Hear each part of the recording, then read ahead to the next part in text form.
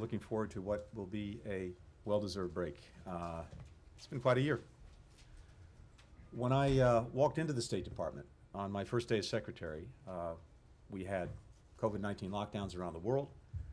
Less than 1% of the United States was vaccinated, compared to more than 60% today. We were dealing with the worst economic crisis since the Great Depression. The climate crisis was accelerating. Our relationships with our allies and partners were badly strained. And many questioned whether America would, or even could, lead again. A few guiding premises animated our work this year. One is that American engagement, American leadership matters. The world doesn't organize itself. When we're not engaged, when we don't lead, then one of two things happens. Either some other country tries to take our place, but probably not in a way that advances our interests and values, or no one does, and then you get chaos. Either way, it doesn't serve the American people. Another premise is that finding new ways to cooperate and coordinate with other countries is more important than ever, because none of the really big challenges that we face and that affect the lives of Americans, from COVID to climate to the disruptive impact of new technologies, can be solved by any one country working alone, not even the United States. So much of our work this year has been about rebuilding the foundations of American foreign policy. That started with restoring and revitalizing our network of alliances and partnerships, and re-engaging the multilateral system, where so much of the day in, day out work of diplomacy takes place. Since January 20th, we've reinvigorated our engagement with key allies, with NATO, the European Union, the United Nations, the OECD, the G7, the G20, ASEAN. We created AUKUS. We elevated the Quad with 2 leader-level summits. We launched the Build Back Better World Global Infrastructure Initiative. We're much more aligned with our allies and partners now than we were a year ago on nearly every issue, including Russia's aggression toward Ukraine and its neighbors, Iran's nuclear program, and China's efforts to challenge the rules-based international order. And I can attest from my dozens of face-to-face meetings with counterparts in every region of the world that they're glad, frankly relieved, that the United States is once again engaged and once again leading. At the start of the year, we said that we would lead the global effort to end the COVID-19 pandemic. Since then, we've donated more than 330 million vaccine doses to more than 110 countries, on our way to 1.2 billion donated doses next year. That's more than the rest of the world combined. We've led the world in funding COVAX, the global partnership that distributes safe vaccines equitably around the world. And just this morning, I announced another $580 million in COVID relief funding to provide life-saving health and humanitarian assistance to places where the suffering is acute. That brings total U.S. assistance to nearly $20 billion. And it's not just the amount of our assistance, but how we've done it. Rooted in science, based on need, with international and regional institutions, and with no political strings attached. We've done all this because, as we see happening right now with the rise of the Omicron variant, none of us will be safe until all of us are safe. We still have a long way to go to beat the pandemic. But let's not lose sight of the fact that we've come very far, the world, the United States, this past year, with American leadership, in building the foundation for a more effective global COVID-19 response and saving lives. We'll keep working toward the goal President Biden set in September at the Global COVID Summit that he convened, vaccinating 70% of the world by next fall. And we'll keep leading the push for greater global health security to better prevent, detect, and respond to future pandemics. We said we'd restore American leadership in the climate crisis. Well, on day one, we rejoined the Paris Agreement. We raised global ambitions to reduce emissions through major investments in climate finance, including quadrupling our own funding. After a year of dogged diplomacy, countries accounting for 65% of the world's GDP are committed to targets that will keep global warming to 1.5 degrees Celsius. We led the global pledge to cut methane emissions by 30% and helped spearhead the effort to end and reverse deforestation by the end of the decade. More than 100 countries have joined both of those pledges. And we secured commitments by many of the world's major economies to move away from financing fossil fuel projects abroad. We said we would take on issues that affected American workers and families. That starts with COVID and climate, but it doesn't end there. Thanks to American leadership, the log jams at our ports and the shortages of critical goods are easing. We brought 136 countries together to secure a global minimum tax, to end the race to the bottom on corporate tax rates, prevent corporations from shifting jobs overseas, and generating billions of dollars to invest here at home. We're shaping the governance of new technologies so that they serve democracies instead of undermining them. And, as with everything else, we're doing it with our allies and partners, including through the U.S.-European Union Trade and Technology Council, which we launched this year. President Biden pledged to end America's longest war. This summer, we made good on that promise, bringing Operation Resolute Support to a close and leading an international coalition to evacuate more than 120,000 people from Afghanistan. We knew this would be challenging. It was. And there are lessons from the evacuation and relocation that we're learning for the future. But this is also the first time in 20 years that no U.S. troops are spending the holidays in Afghanistan, and we're not sending a third generation of American soldiers to fight and die there. The last time I was in this briefing room, I faced some appropriate questions about our ability to continue to facilitate the departure of American citizens and others to whom we have a special commitment. In the months since, we've made good on that promise, including our pledge to help any U.S. citizen who wants to leave. Since September 1, we've helped nearly 500 Americans depart Afghanistan. That's virtually every blue passport holder who remained in Afghanistan after August 31st, who has said they want to depart and was ready to do so. And we'll keep at it. We'll also keep working to address the deteriorating humanitarian situation in Afghanistan through our aid as the single largest provider of assistance to the people of Afghanistan, as well as through our diplomacy. Finally, we invested in the State Department to make it an even stronger, more effective, more agile, more diverse institution that can deliver for the American people in what is an increasingly complex and competitive world. We're building our capacity to lead in areas of diplomacy that will matter more and more to our people in the years ahead, like global health, like climate, like technology, like economics. And as we do, we'll never take our eye off the ball when it comes to strategic competition, upholding our democratic values and human rights, working for peace. We launched a sweeping modernization agenda, including our intent to establish a new cybersecurity and digital policy bureau and special envoy for critical and emerging technology to help us make sure that the digital revolution serves our people, protects our interests, boosts our competitiveness, and upholds our values. New resources to enable the largest hiring increase in a decade and a significant increase in our IT budget. Foreign service positions dedicated to economic and climate issues, and new initiatives to win the competition for talent and advance diversity, inclusion, equity, and accessibility. This year, we also appointed the State Department's first Chief Diversity and Inclusion Officer, because our diplomatic corps should reflect our nation's full diversity, talent, and experience. And across everything we do, our number one priority is the safety and well-being of our people. Later today, I'll visit the Executive Medical Center at Johns Hopkins, where some of our colleagues who have suffered from anomalous health incidents are getting treatment.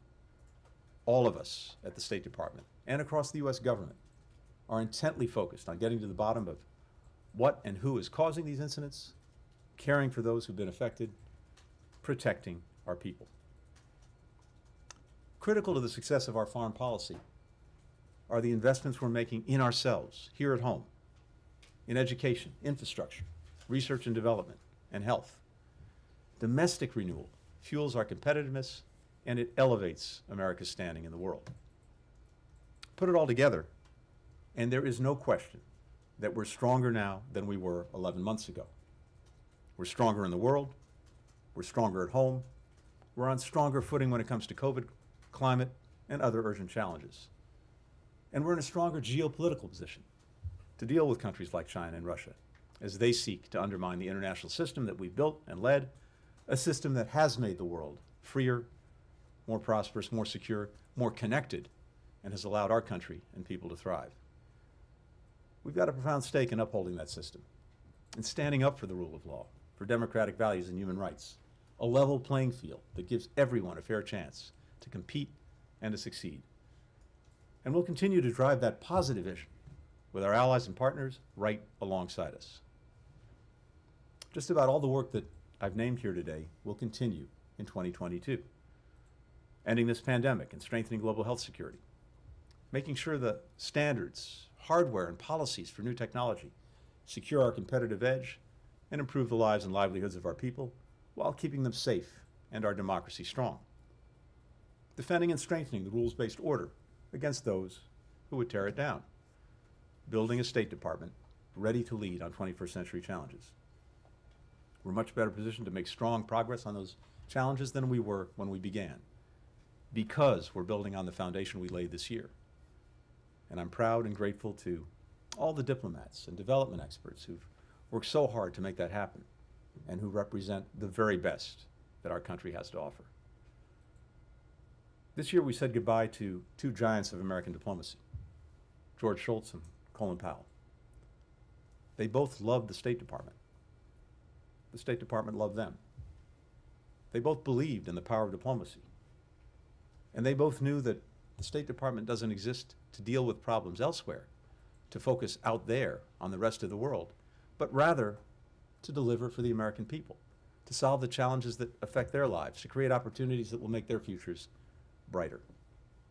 Those are beliefs that we wholeheartedly embrace in this administration. And I know they're shared across our political aisle. So I want to thank Congress for confirming a large slate of our nominees over the weekend. No administration in American history has had fewer confirmed ambassadors and senior officials than ours. And we need our full team on the field right away to protect our interests and our people. It has been an honor to serve the American people this year as part of our outstanding diplomatic workforce. It's also been an honor to travel with many of you here in this room, to take your questions up here at this podium from time to time. Thank you for your dedicated, persistent work to keep the American people and people around the world informed about what we do here and to hold us to account. So I hope you all have a very healthy, restorative break. I wish you all a very happy new year. I look forward to getting to work next year. But meanwhile, I'm happy to take some questions. Michelle. Now, you've had a few months to reflect on what went wrong in Afghanistan. And I wonder what regrets you have about how you handled the diplomacy surrounding it, and what concerns you have, whether you've lost credibility among your allies in the way that it ended, and what you intend to do to head off a humanitarian catastrophe there, given that the U.S. still has a lot of Afghanistan's money frozen in bank accounts here.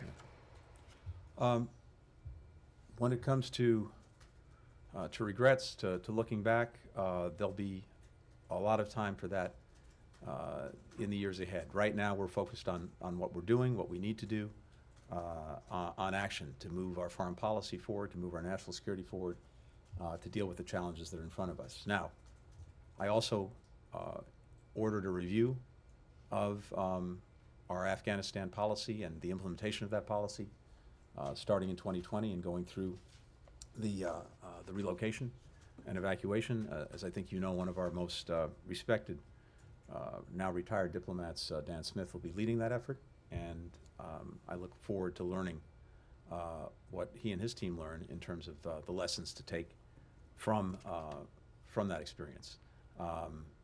Others are also rightly looking at the last 20 years of our policy in Afghanistan to try to draw lessons from that, what went right, what went wrong, and how we take that going forward.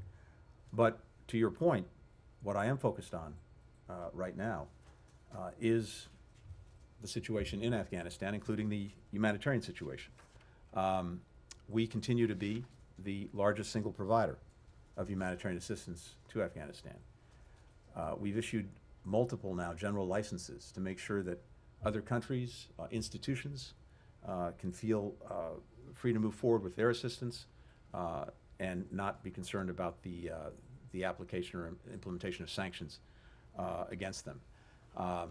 We've participated in the release of about $280 million recently in the Afghan trust fund monies that are there. And we are looking intensely at ways to put more liquidity into the Afghan economy, to get more money into people's pockets, and doing that with international institutions, with other countries and partners, trying to put in place the right mechanisms to do that in a way that doesn't directly benefit the Taliban, but does go directly to the people. We're very conscious of the fact that there is an incredibly difficult humanitarian situation right now, one that could get worse as winter sets in. And so that's an area of intense focus for us, working closely with allies and partners. We're also, of course, focused on ensuring that the Taliban make good on the expectations of the international community when it comes to continuing to allow people who wish to leave Afghanistan to do so, when it comes to upholding the rights of all Afghan citizens, but notably women and girls and minorities, when it comes to not engaging in reprisals, when it comes to making good on their commitments to counterterrorism coming from Afghanistan. So all of those things are front and center on our agenda. We're working them virtually every day with international partners around the world. Andrew. Thank you very much, Mr. Secretary. Russia is increasing its demands on NATO. Today, the defense minister is saying that U.S. mercenaries are plotting a provocation in the Donbass, which some would say could be a pretext for some sort of invasion. The question is, since the president talked to President Putin, it seems as though the buildup is continuing, the threats are continuing from Vladimir Putin. So, at this point, how do you counter the Russian aggression? Are you concerned about something that would be less than a military invasion, that in some sort of a gray area where it might be more difficult? What would the U.S. response to that be in the Donbass, for instance? And there were reports that the U.S. and the U.K. are on high alert for a potential Russian cyber attack on critical infrastructure in Ukraine, which has happened in previous years during the holiday season, to either weaken the Zelensky government as a predicate before an invasion, or as an alternative to a military, a kinetic attack, which would be harder to retaliate against. So the bottom line is, how is diplomacy going to deal with this increasing Russian threat, which doesn't seem to be minimized at all by the talks, by the presidential talks? And Andrea, threats. we're engaged in diplomacy and deterrence at the same time. These two things go hand in hand. As you know, just to step back for a second, President Biden, when he first met with President Putin in Geneva some months ago, and you were there, said to President Putin that our strong preference is for a more predictable and stable relationship between Russia and the United States. But if Russia continues to engage in reckless or aggressive actions, we will respond, and we'll respond strongly. Since then, we've seen this build up again around Ukraine. That is of deep concern, not just to us, but to allies and partners in Europe and beyond. And we've seen plans that Russia has to commit renewed acts of aggression against Ukraine that it could implement on very short order. And so we've done two things. We have worked in very close coordination with allies and partners, not only to show the shared concern, but to put in place what would be a very meaningful and massive response if Russia commits renewed acts of aggressions. We've seen, and I think you've seen, statements coming out of NATO, the European Union, the G7, all making clear that there would be massive consequences. That's the language used, massive consequences for Russia if it engages in further acts of aggression against Ukraine. At the same time, President Biden's made clear that there's a much better path, and that is diplomacy. And we're committed to engaging in that if Russia is too. And to that end, President spoke to President Putin, as you know, a couple of weeks ago by video conference. There were follow-on conversations, notably between the National Security Advisor Jake Sullivan and his Russian counterpart. And as the White House noted yesterday, we have said, and Russia has also said, that we're prepared to engage diplomatically through multiple channels. The existing strategic stability dialogue that we have with Russia, between Russia and the United States, through the NATO-Russia Council on issues of particular concern to NATO, and through the OSCE, the Organization for Security and Cooperation in Europe, that has as its members, among others, all of our European allies and partners, Ukraine, the United States, and Russia. And I think you'll see relatively early in the new year engagements in all of those areas to see if we can advance the differences diplomatically. Russia has said, and it put out some papers on this, that it has grievances, demands, concerns. Well, so does the United States and all of our European partners about Russia's conduct, the actions it's taken. All of that will be on the table. And if we can make our way forward diplomatically, that is far preferable. Last thing I'll say on this is that in all of this, we are in absolute solidarity, coordination, consultation with allies and partners.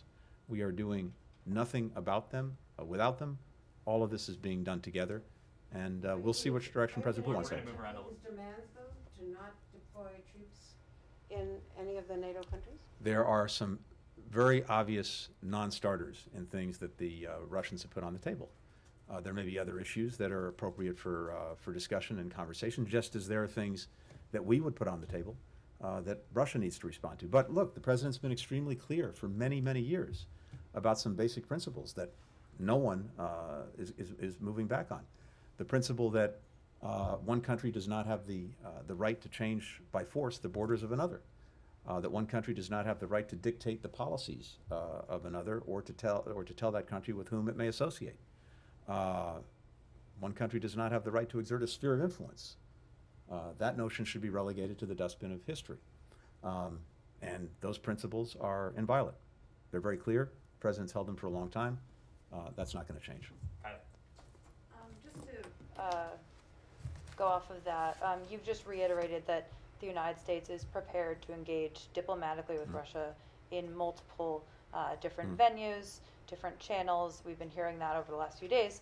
I wonder if a meeting between President Biden and President Putin is one of those options that the Biden administration would consider, and if there would be any preconditions that Russia would have to take before another meeting between President Biden and President Putin. Well, of course, the presidents have met twice, once face-to-face in person in Geneva, and then just a couple of weeks ago by video conference. And the next steps on the diplomatic track, as I said, are through the strategic stability dialogue that we've already established, that is between Russia and the United States, the NATO-Russia Council, and the OSCE. And let's see if and where any of these conversations go, whether we can actually make progress diplomatically. At the same time, when it comes to Ukraine itself, we've long said that the best way to resolve the conflict in eastern Ukraine and to restore to Ukraine the border that it's entitled to is through the so-called Minsk process, the agreements that Russia and Ukraine reached many years ago now to resolve these differences peacefully. And there, we're very much prepared to try to facilitate that, to act in support of what France and Germany are doing with Russia and Ukraine and what's called the Normandy format. So we're working on all of those lines. Whether that leads to, at some point, another meeting between the President and President Putin, I leave that for another day. There are no plans to do that now. I think we have to see if, in the first instance, there's any progress diplomatically. We also want to see Russia de-escalate, to move forces back from the border with Ukraine, to take down the tension. It's much more appropriate to have a conversation in those circumstances than it is when the escalation is happening, not de-escalation. Well, thank you, and happy winter solstice to you. Thank you. I wanted to ask about the Indo-Pacific, if I may. Build Back Better program seems to have melted down in Congress. It's unclear whether bits of that will be put back together next year. And this administration has presented domestic renewal is almost a precondition for competing with and presumably confronting China if need be. So where does that leave your foreign policy, the fact that that has gone a bit by the wayside? And what do you hope to achieve with allies and partners in the region next year? Your Southeast Asia trip was cut short. And then what do you hope to achieve with the Quad or other countries in the region? Thanks. I'll preface this by saying I don't do politics. I don't do domestic politics, but what I can say is this, because it's what I've heard around the world. First, countries around the world have seen the investments that we've already made and that are on the books, including a historic investment in infrastructure, something that goes directly to our competitiveness, including the recovery from COVID and the support that was provided to the American people in that instance. And they also see what remains on the agenda ahead. But that does speak powerfully already to people around the world. And I think the President's commitment to reinvest in education, in research and development, in infrastructure resonates. You know, in each of these areas, we used to lead the world. We've fallen way, way back. And the President wants to change that. And I think as we continue to work on that, building on what's already been done, that will resonate. And yes, it's true that it does make a difference if we're able to get things done, to demonstrate, as the President said, that democracy can actually deliver. That's not only important for people here at home, it is important for our standing around the world. And he's already shown powerful examples of that. Let's see where we get in the year ahead. In the Indo-Pacific, we've had extensive and extended engagement almost from the start of the year right through to last week, including with the trip that a number of you were on. But not just me. The President, of course, engaging with ASEAN, elevating the Quad Leaders Summit, having as his first visitors the leaders of Japan and South Korea, and so on. The Vice President's trip to Singapore and Vietnam.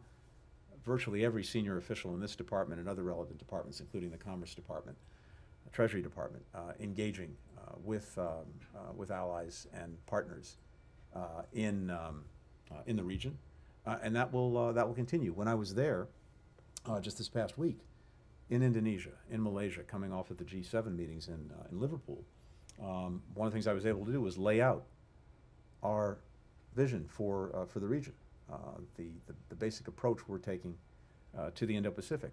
A lot more that's going to get fleshed out in the weeks and months ahead. But at least in the responses that I got, it seemed to resonate. So the foundation is there. We're going to be building on it. And speaking of Build Back Better, we have Build Back Better World, which is a program that was announced at the G7 by the President and our G7 partners to make significant investments in infrastructure, including in Southeast Asia and the Indo-Pacific, but as a race to the top, not a race to the bottom. An affirmative vision of what those investments can and should be, making sure that as they're made, countries don't assume a huge debt burden that they can't afford, that we make sure that projects are done to the highest standards with respect for the environment, for workers, that we actually transfer knowledge and skills as we're doing it, that we allow local workers to build things and don't import our own. And we are now working to rally not only partners and allies to this, but also, and importantly, the private sector. That's our comparative advantage. That's what we really bring to the table, the ability to be a catalyst for private sector investment. And these projects are going to focus on things that also help us deal with the climate crisis in terms of green technology, green infrastructure, also building a stronger health security system throughout the region and beyond, as well as dealing with an infrastructure for new technology.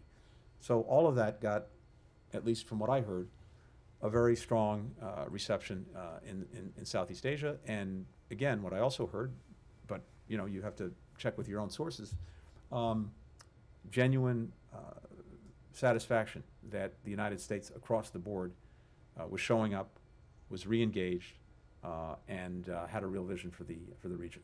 We are a Pacific country. We are a Pacific power. It matters to us. So much of the future is going to be there. 50% of the world's population is already there.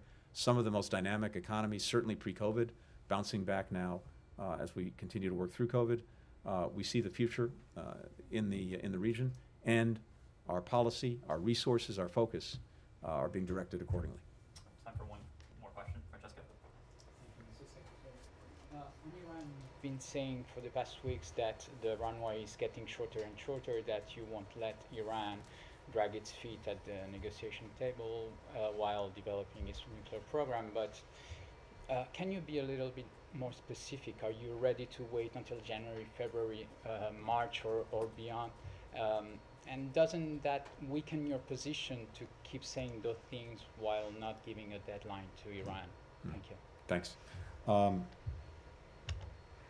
not going to put a time limit on it or give you the number of meters remaining on the runway, except to say yes, it is getting very, very, very short, and being able to recover the benefits, the full benefits of the JCPOA by returning to compliance with it is getting increasingly problematic by the advances that Iran makes every single day in its nuclear program. Now, we are where we are because of what I consider to be one of the worst decisions made in American foreign policy in the last decade, and that was getting out of the Iran nuclear agreement, the JCPOA, an agreement that had put Iran's nuclear program in a box. And in getting out of that agreement, we were promised that it would be replaced by a stronger one, and at the same time, maximum pressure being exerted against Iran would curb its malicious activities throughout the region. And instead, of course, we've seen just the opposite. There hasn't been a new and improved agreement. To the contrary, Iran has broken loose from the constraints imposed on it by the JCPOA, and at the same time, it continues to act aggressively in country after country in the region. So that's the reality of what we're dealing with. But we are dealing with it. We will deal with it. We continue to have a strong interest in seeing if we can put the nuclear program back into the box that it was in.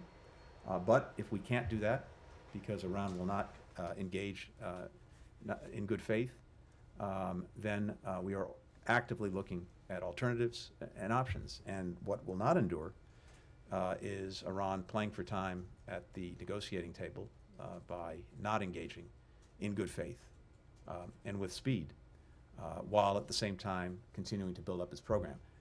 That is not a sustainable proposition, and it simply won't be. Thank you. Mr. Secretary. And to all, a very happy New Year.